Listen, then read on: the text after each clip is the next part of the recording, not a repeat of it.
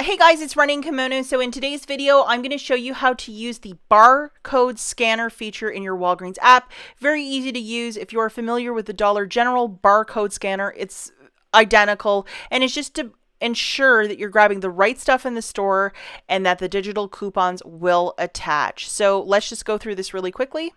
Okay, so here is the Walgreens app. You obviously need this on your smartphone, so loading it, there it is.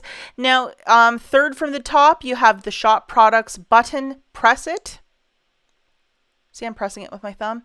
Okay, and at the very top it says Shop Products. There's a microphone and then like a squiggly barcode symbol. You're going to press that to get into the barcode scanner. So there it is.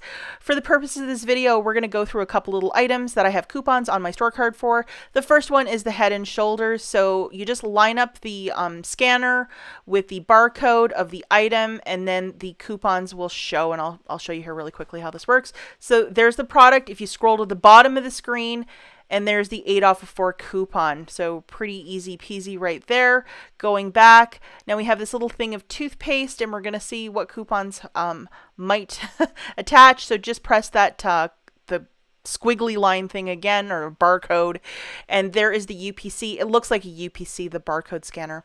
So then just lining it up, and there it is. And scrolling right to the bottom of the screen now, you have the $5 off of 3 coupon, plus the promotion of buy 3, get 5,000 points, which is really nice.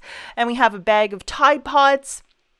And so opening it up again, the barcode scanner, and just flipping it to get the barcodes to align, or scanning it properly. And you can see how easy this is. And going to the bottom of the screen, there's a $2 manufacturer coupon. So very easy to use. And if you want to make sure that you're grabbing the correct items in the store, I think this cuts out a lot of guesswork. That's it for this video, guys. As always, thank you so much for watching, and I will catch you in the next one.